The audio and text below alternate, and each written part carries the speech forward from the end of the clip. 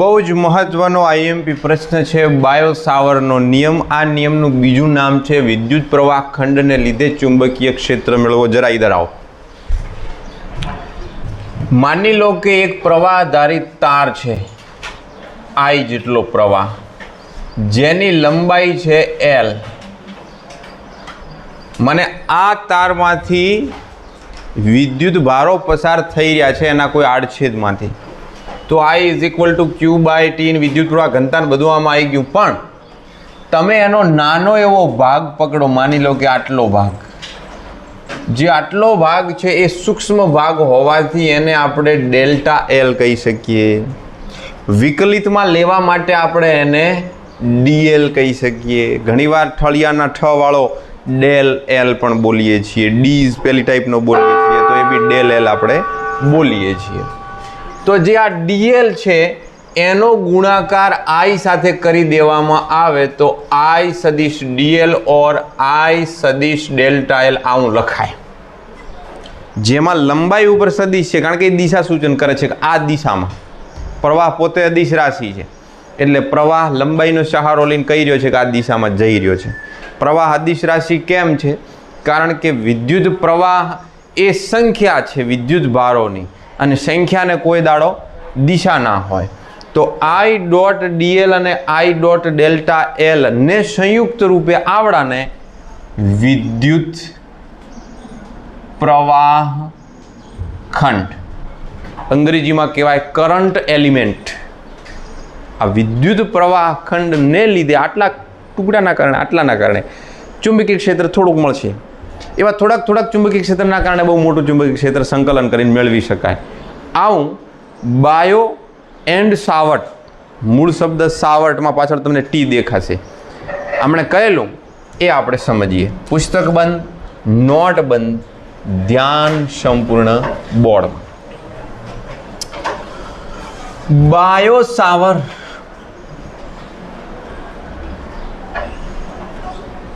ના નિયમ વડે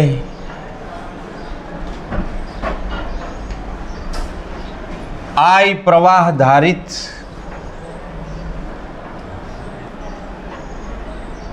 તારને લીધે મળતા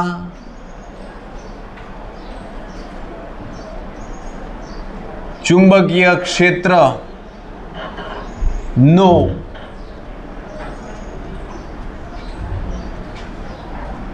પ્રવાહ સાથેનો સંબંધ દર્શાવાય છે. યાદ કરો જરા કુલમ્બના સૂત્રને. કુલમ્બના સૂત્રમાં હતું બળ F બરાબર KQ/R².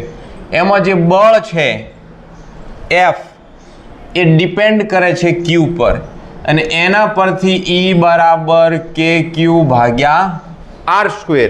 જે ફિલ્ડ છે એ ડિપેન્ડિંગ છે એના સોર્સ પર. Q વિદ્યુતભાર જેના લીધે ક્ષેત્ર ઉદ્ભવે છે એના પર વિદ્યુત ક્ષેત્ર આધાર રાખે છે. બસ એવી જ રીતે ચુંબકીય ક્ષેત્ર પ્રવાહના કારણે ઉદ્ભવે છે, તો એના પર કેવી રીતે આધાર રાખે છે? વિદ્યુત ક્ષેત્ર વિદ્યુતભારના કારણે ઉદ્ભવે છે. ચુંબકીય ક્ષેત્ર વિદ્યુત પ્રવાહને કારણે ઉદ્ભવે છે. પહેલા જ લેક્ચરમાં કહ્યું હતું કે સ્થિર વિદ્યુત ભારો વિદ્યુત ક્ષેત્ર ઉપજાવે છે. ગતિમાન વિદ્યુત ભારો એટલે વિદ્યુત પ્રવાહ ચુંબકીય ક્ષેત્ર ઉપજાવે છે. સ્થિર વિદ્યુત ભારો ચુંબકીય ક્ષેત્ર નથી ઉપજાવી શકતા, પણ ગતિમાન વિદ્યુત ભારો ચુંબકીય ક્ષેત્ર સાથે સાથે વિદ્યુત ક્ષેત્ર પણ ઉપજાવે છે. એટલે બે ક્ષેત્રો મળશે જ્યારે ગતિ કરતો હોય છે. એટલે કરંટના કારણે આપણે ચુંબકીય ક્ષેત્ર મેળવીએ. જરા આ ફિગર પર ધ્યાન આપો. અહીંયા આગળ એક આકૃતિ દર્શાવો છો એવા યાદચ્છિક આકારના એક તારની. મને ઠીક લાગે એવો હું તાર લઈ શકું છું, તમને ઠીક લાગે એવો તમે થોડોક વાંકો ચૂંકો તાર લેજો. આપણે સુરેખ તાર લેવો જરૂરી નથી, કારણ કે પ્રવાહધારિત તાર તો ગમે તેવો હોઈ શકે. આમાંથી I જેટલો કરંટ આમ A થી લઈ અને B તરફ વહી રહ્યો છે. આ તાર ઉપર એક નાનો એવો, બિલકુલ નાનો એવો, આ જગ્યાએ નાનો એવો સૂક્ષ્મ ખંડ ધારી લો. જે આ સૂક્ષ્મ ખંડ છે એની લંબાઈ છે સદિશ DL. આ સૂક્ષ્મખંડનો જો તમે સદિશ લેવા જાઓ તો આવી રીતે ત્રુટક રેખા વડે બતાવવો પડે કે આ સદિશ ડીએલ તો આ દિશામાં છે, હે ને? એની દિશા તો આમ છે, આ દિશામાં છે. પછી અહીંયા સદિશ ડીએલ લો તો એની દિશા આમ થોત, આ જગ્યાએ આમ હોત, આ જગ્યાએ આમ હોત, સ્પર્શકની દિશામાં હોય તો સદિશ ડીએલ આમ છે, આ રીતે.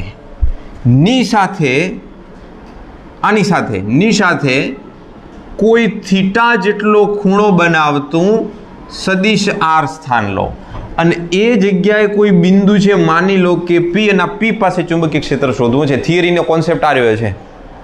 એક આઈ પ્રવાહધારી તાર છે, તારથી આર જેટલા અંતરે, આ આર અંતર લંબરૂપે હોય, દોઢું, ગમે એવું હોય, ત્યાં આગળ આપણે ચુંબકીય ક્ષેત્ર શોધવું છે. જે આ સદિશ આર છે ત્યાં આગળ પી પાસે ચુંબકીય ક્ષેત્ર કેવી રીતે હશે, અંદર હશે, બહાર હશે, આમ ત્રાસું દોઢું કેવી રીતે હશે, આપણને ખબર નથી.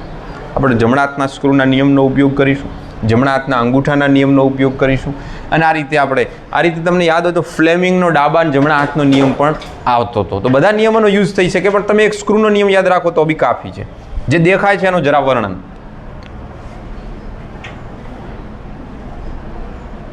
ફિગર મુજબ આઈ પ્રવાહ ધારિત એ બી તાર પરના સૂક્ષ્મખંડ સદિશ ડીએલ થી એક વસ્તુનો હું સુધારો કરી દઉં. આપણે સૂક્ષ્મખંડ લખવાની જગ્યાએ સીધો પ્રવાહખંડ લખી દઈએ. તો આની સાથે આઈ ગુણી દો. પરના વિદ્યુત પ્રવાહ ખંડ આઈ સદિશ ડીએલ ને લીધે, આના લીધે થીટા કોણે સદિશ આર અંતરે પી બિંદુએ ચુંબકીય ક્ષેત્ર મેળવવું છે. તો આ મેળવવું હોય તો કેવી રીતે મળે, એના માટે આપણને આમણે કહ્યું. એમણે શું કહ્યું? પ્રવાહધારી તારના લીધે, આ જે તાર છે એના લીધે મળતો જે સૂક્ષ્મ ચુંબકીય ક્ષેત્ર છે,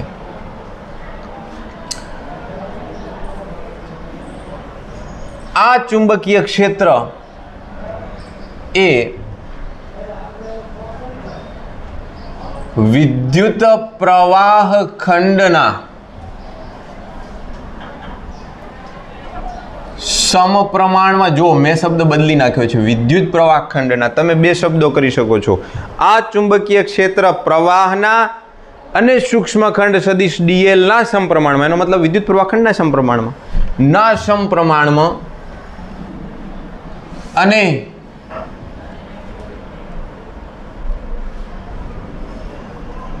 તે બિંદુથી જે અંતર હોય, ટૂંકમાં લખી દઈએ, અંતર ના વર્ગના વ્યસ્ત પ્રમાણમાં હોય છે. બાજુમાં જ વિદ્યુત ક્ષેત્રનું સૂત્ર લખેલું છે. એ એના ઉદ્ગમ ક્યુના સમપ્રમાણમાં છે અને અંતરના વર્ગના વ્યસ્ત પ્રમાણમાં છે. બસ એવું જ કંઈક થઈ રહ્યું છે ને. ક્યુની જગ્યાએ આઈ ડોટ ડીએલ આવ્યો, ખાલી કેની જગ્યાએ 1/4πε0 મૂકતા હતા એની જગ્યાએ કંઈક બીજું આવશે. જોઈએ શું થાય છે. માટે સદિશ સ્વરૂપે સદિશ ડીબી ચલે છે આઈ સદિશ ડીએલ ભાગ્યા ખરેખર શું આવે? r² આવે. પણ આપણે એનું સદિશ મૂલ્ય બતાવીએ છીએ ત્યારે ક્રોસમાં સદિશ r, ત્યારે છેદમાં r નો ઘન. આઈ સદિશ DL cross r by r cube. માટે સદિશ ડીબી ઇઝ ઇક્વલ ટુ रुको इधर आओ, સદિશ E બરાબર KQ ભાગ્યા r² ઇન્ટુ r કેરેટ, આ સદિશ ફોર્મમાં, ઇઝ ઇક્વલ ટુ K ની કિંમત 1/4πε0 Q ઇન્ટુ r કેરેટનો થાય સદિશ r અને ભાગાકારમાં થઈ જાય r નો ઘન.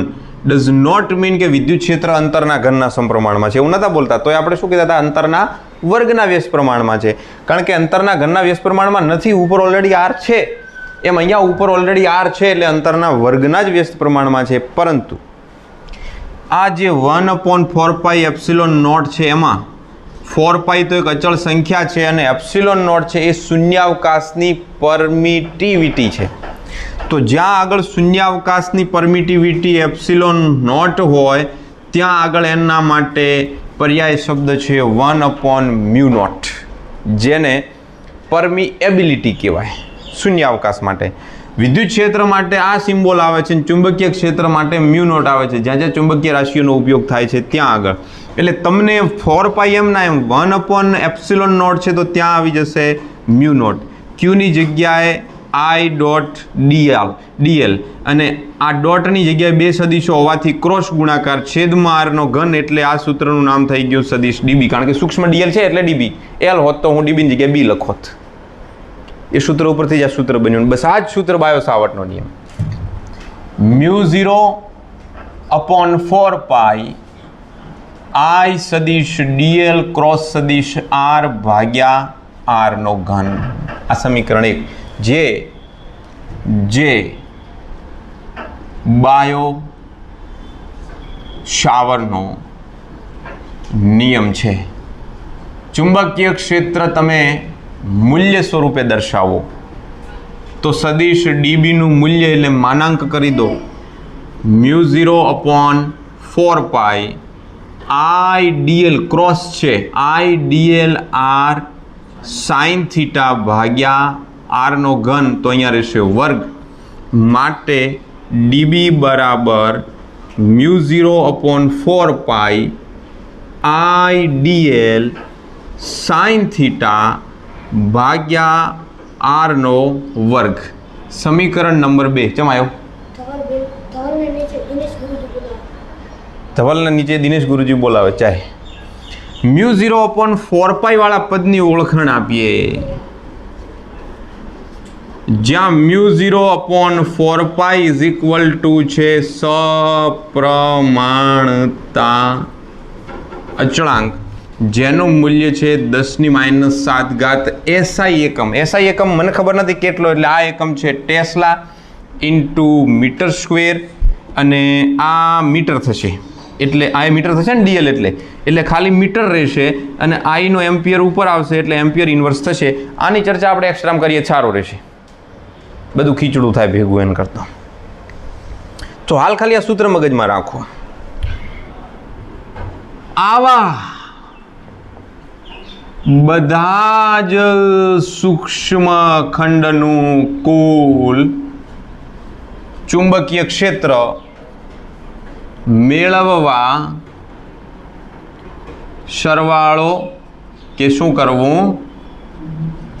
સંકલન લેવું. જ્યાં જરૂર પડશે ત્યાં આપણે આમથી આમ સંકલન કરી દઈશું. તો નિયમ એકવાર રિવાઇઝ કરી દે ફટાફટ. એક આકૃતિ એ બી જેવો વાંકો ચૂંકો તાર, એ વાંકા ચૂકા તારમાં ડીએલ, આ ડીએલના સદિશ સાથે થીટા ખૂણે પી બિંદુ. આ પી બિંદુએ ચુંબકીય ક્ષેત્ર શોધવું છે એટલે આપણે બાયો સાવર્ટને ધ્યાનમાં લઈને કહ્યું કે ભાઈ આ ચુંબકીય ક્ષેત્ર આઈડીએલના સમપ્રમાણમાં અંતરના વર્ગના વ્યસ્ત પ્રમાણમાં, એવું સૂત્ર મૂકીને જવાબ મેળવી લીધો. દિશા કઈ? ચુંબકીય ક્ષેત્રની દિશા કઈ? તો ભાઈ ચુંબકીય ક્ષેત્રની દિશા છે સદિશ ડીએલ ક્રોસ આરની દિશામાં. તેની દિશા હોય છે ડીએલ ક્રોસ આરની. ડીએલ કઈ દિશામાં છે? આ દિશામાં. આર કઈ દિશામાં છે? આ દિશામાં. ડીએલ ક્રોસ આર અંદર. તો અંદર માટે શું આવે? ચોકડી. સદિશ બી છે અંદર તરફ. ખરેખર ડીબી લખાય, એકલો બી ના લખાય, ડીબી નાનો છે ને હાલ તો. ડીબી જમણા હાથના સ્ક્રૂના નિયમ અનુસાર અંદર તરફની દિશા છે. જો પ્રવાહ બીથી એ તરફ વહેતો હોત તો એ ડોટ આવત બહાર તરફ આવે છે. રેડી?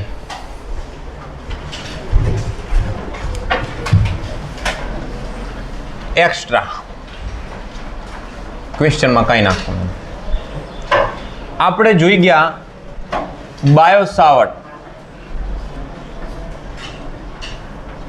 શું કહ્યું છે? તો કે સદિશ ડીબી ઇઝ ઇક્વલ ટુ μ0/4π આઈ સદિશ ડીએલ ક્રોસ આર ભાગ્યા આર ક્યુબ. મૂળ સૂત્ર બનાવી દો μ0/4π આઈ ડીએલ સાઇન થીટા ભાગ્યા આર સ્ક્વેર. આ બંનેમાંથી જેની જરૂર પડે એને વાપરવું. બીજી વાત, μ0 શું છે?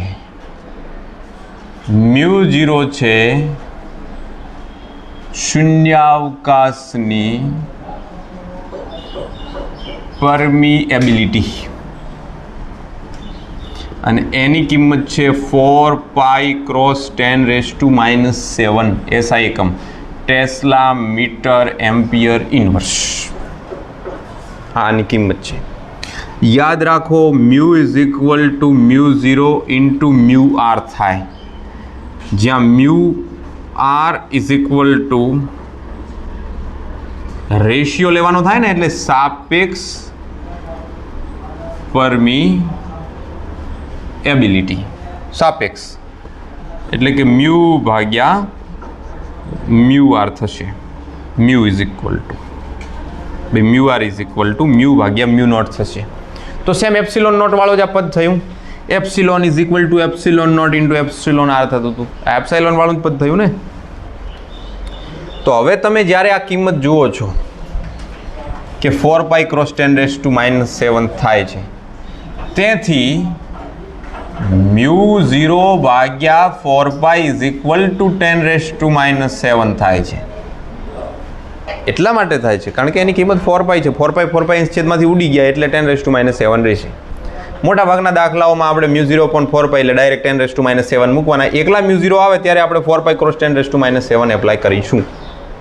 તો આ છે શૂન્યાવકાશ માટે, આ છે સાપેક્ષ અને આ છે માધ્યમ માટે. આ તમને ખ્યાલ છે, છતાં લખવું હોય તો લખી દેવાનું. માધ્યમની પરમિએબિલિટી. બીજી વાત, આને સમીકરણ 1 કહી દઈએ, આને સમીકરણ 2 કહી દઈએ. ઇક્વેશન 2 પરથી थीटा बराबर 0 और 180 डिग्री, तो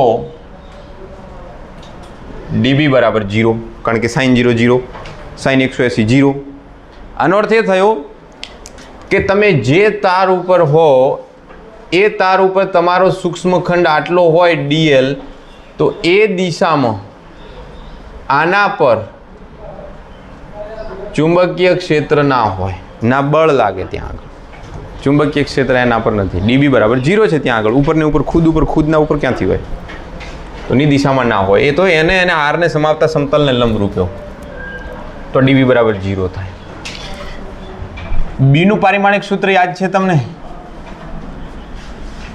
m1 L0 T-2 A-1. જો હું ભૂલ્યો ના હોઉં તો, અને જો હું ભૂલી જાઉં છું તો મને બનાવતા આવડે છે. સૂત્ર બનાવતા આપણને આવડે છે. બનાવતા એટલે સૂત્ર બનાવતા આવડે. મોટા ભાગે પુસ્તકવાળા L0 હોય ને તો L0 નથી લખતા, ખાલી ડાયરેક્ટ લખી દે M1 L T-2 એવું. ખેર, આપણે બનાવીએ μ0નું પારિમાણિક સૂત્ર. μ0નું પારિમાણિક પરમિએબિલિટીનું પારિમાણિક સૂત્ર શું? પરમિએબિલિટીનો એકમ તો ટેસ્લા મીટર એમ્પિયર ઇન્વર્સ થઈ ગયો. તો ટેસ્લા એટલે ચુંબકીય ક્ષેત્રનું પારિમાણિક સૂત્ર M1 L0 T-2 A-2 metre L1 અને એમ્પિયર ઇન્વર્સ. તો સૂત્ર થઈ ગયું M1 L1 T-2 A-2. આ એનું પારિમાણિક સૂત્ર. આટલું જરા નાખો ને. પ્રશ્ન છે, બાયો સાવર્ટના નિયમની અને કુલમના નિયમની સરખામણી કરો. માને સમતાઓ અને વિષમતાઓ શું શું સમાન છે, શું શું અલગ અલગ છે. જોડે જોડે એક એક મુદ્દો આપણે નોંધતા જઈએ. પહેલી ક્ષમતા, બંને લાંબા અંતર સુધી લાગુ પડે છે. દૂરના અંતર સુધી લાગુ પડે છે. કેમ દૂરના અંતર સુધી લાગુ પડે છે? કારણ કે બંને અંતરના વર્ગના વ્યસ્ત પ્રમાણમાં હોય છે, હે ને? સૂત્ર યાદ છે ને બંનેના? એક E બરાબર KQ ભાગ્યા R સ્ક્વેર અને એક B બરાબર μ0.4πI dl/r square sine theta. તો અંતરના વર્ગના વ્યસ્ત પ્રમાણમાં છે. આમાં એક મુદ્દો નોંધીએ. બંને ક્ષેત્રોને એટલે વિદ્યુત ક્ષેત્રને અને ચુંબકીય ક્ષેત્રને, કુલમ્બનો નિયમ વિદ્યુત ક્ષેત્ર પ્રેઝન્ટ કરે છે, બાયો સાવર્ટનો નિયમ ચુંબકીય ક્ષેત્રને પ્રેઝન્ટ કરે છે. બંને ક્ષેત્રોને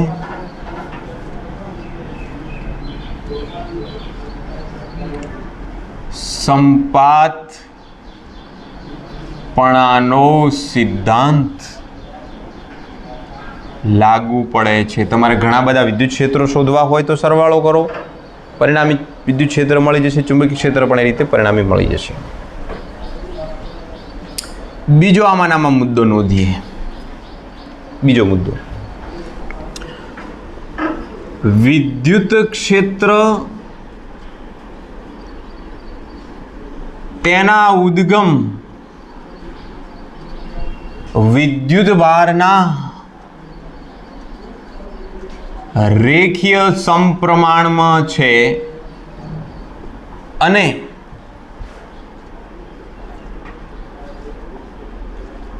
ચુંબકીય ક્ષેત્ર પણ તેના ઉદ્ગમ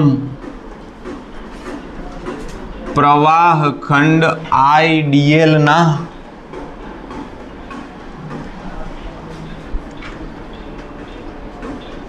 સમપ્રમાણમાં છે.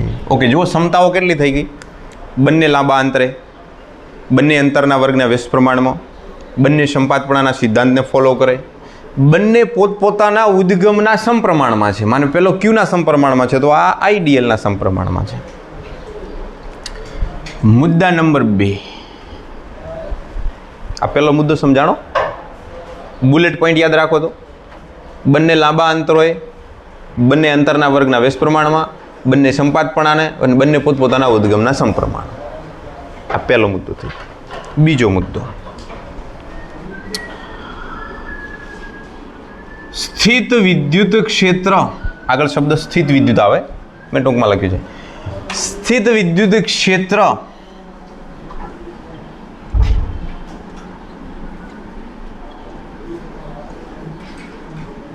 અદિશ ઉદ્ગમ. અદિશ ઉદ્ગમ કોણ છે? વિદ્યુત ભાર વડે ઉદ્ભવે છે. જ્યારે ચુંબકીય ક્ષેત્ર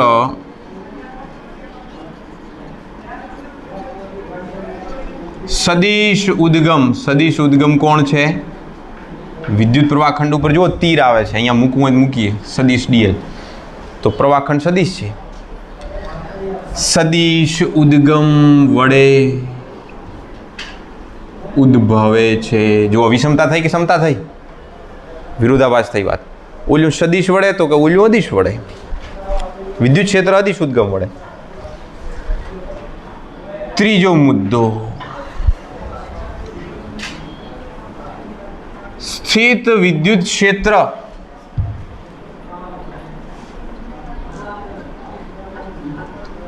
તેના ઉદ્ગમ વિદ્યુત ભાર અને જ્યાં શોધવું હોય તે અવકાશમાંના બિંદુને જોડતા સદિશની દિશામાં હોય છે. જરા અહીંયા જુઓ તો, કદાચ તમે લખી રહ્યા છો તો અહીંયા જુઓ તો, વિદ્યુત ક્ષેત્રની દિશા કઈ હોય તો કે આટલી જગ્યામાં જોઈ લો. અહીંયા આગળ Q છે અને આ જગ્યાએ બિંદુ P છે અને P પાસે વિદ્યુત ક્ષેત્ર શોધવું છે તો Q થી P ને જોડતો એક સદિશ દોરો તો વિદ્યુત ક્ષેત્ર આ દિશામાં જ હશે. સદિશની દિશા આ જ છે. પી પાસે વિદ્યુત ક્ષેત્ર આમ ના હોય, વિદ્યુત ભાર ક્યુ છે, વિદ્યુત ક્ષેત્ર આમ ના હોય, ની જ દિશામાં હોય, સદિશની જ દિશામાં હોય. ચુંબકીય ક્ષેત્રમાં એવું ના હોય. જ્યારે ચુંબકીય ક્ષેત્ર તો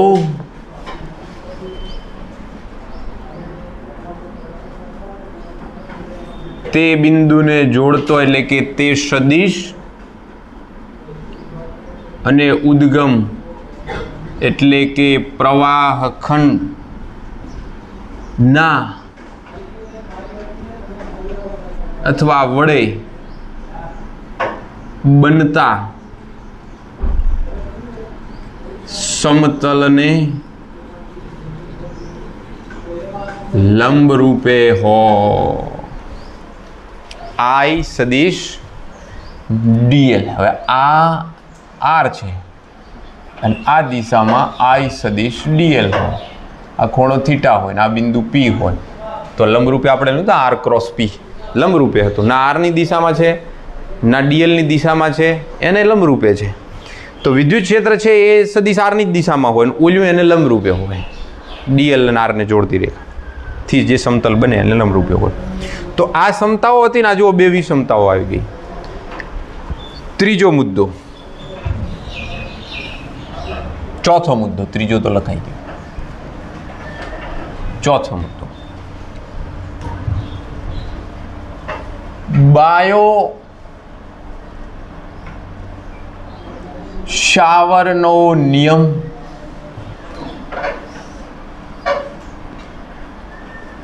ખૂણા પર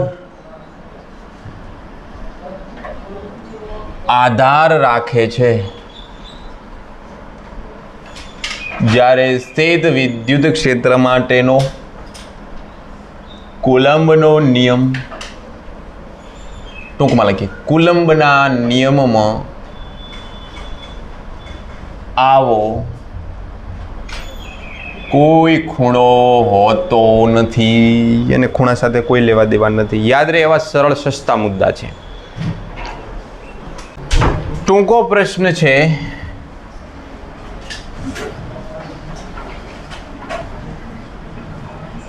શૂન્યાવકાશની પરમિટિવિટી એપ્સિલોન નોટ અને પરમિએબિલિટી મ્યુ નોટ વચ્ચેનો સંબંધ MCQ તરીકે આવે અને 8મા ચેપ્ટરમાં પણ આ વસ્તુ આવશે. એવું ઘણું હતું પહેલાં. જો સાયક્લોટ્રોન હતું, મારે કહેવાનું હવે યાદ આવ્યું. સાયક્લોટ્રોન છે ને એનો ઉપયોગ થાય, આપણે હાલ જે ભણ્યા હતા ને થિયરી, આ નેક્સ્ટ પાછળની થિયરી ભણ્યા હતા પાછલા લેક્ચરમાં. પ્રવેગિત ઇલેક્ટ્રોન ગોળ ગોળ ગોળ વર્તુળ ગતિ કરતો ને એવો મારો કરવામાં આવે દ્રવ્યોની અંદર ઊંડે સુધી જઈને એના ગુણધર્મો જાણી શકે. શૂન્યાવકાશની પરમિટિવિટી અને પરમિએબિલિટીનો સંબંધ જણાવો. વિદ્યુત ચુંબકીય તરંગો નામના છેલ્લા ચેપ્ટરની અંદર આની માહિતી આવશે. આ ભાગની પહેલા ભાગનો છેલ્લો 8મો ચેપ્ટર. પણ છતાં μ0 એન્ડ એપ્સિલોન નોટનો ગુણાકાર epsilon nought into mu nought is equal two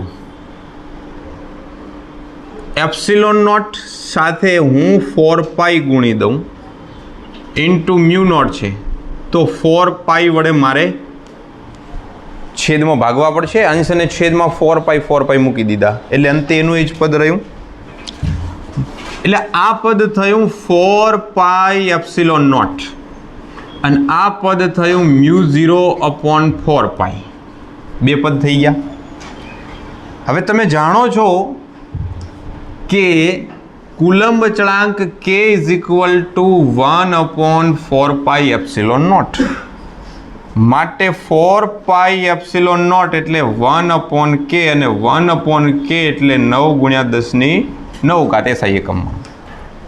તો જ્યાં 4π એપ્સિલોન નોટ છે ત્યાં આગળ આપણને મળશે 1/9×10⁹ અને μ0/4π એટલે હમણાં જ શીખ્યા 10⁻⁷.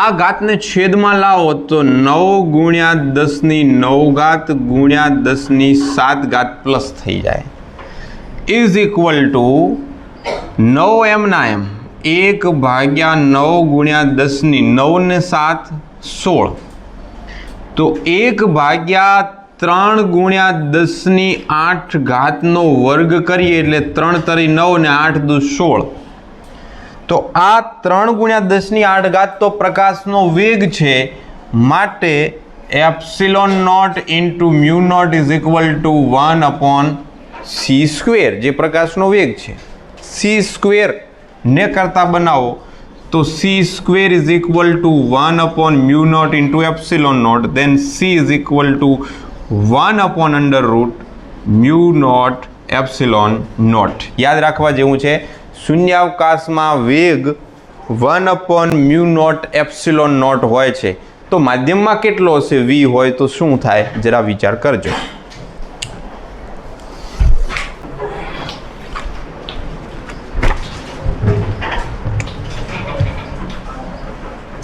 ઉદાહરણ 4 સૂક્ષ્મખંડ ડેલ્ટા સદિશ L is equal to delta X I કેરેટને ઉદ્ગમ બિંદુ પર મૂકેલો છે ને તેમાંથી મોટો વિદ્યુત પ્રવાહ 10 એમ્પિયર પસાર થાય છે વાય અક્ષ પર 0.5 મીટર અંતરે ચુંબકીય ક્ષેત્ર કેટલું હશે તો જે આપ્યું છે એ લખી દઈએ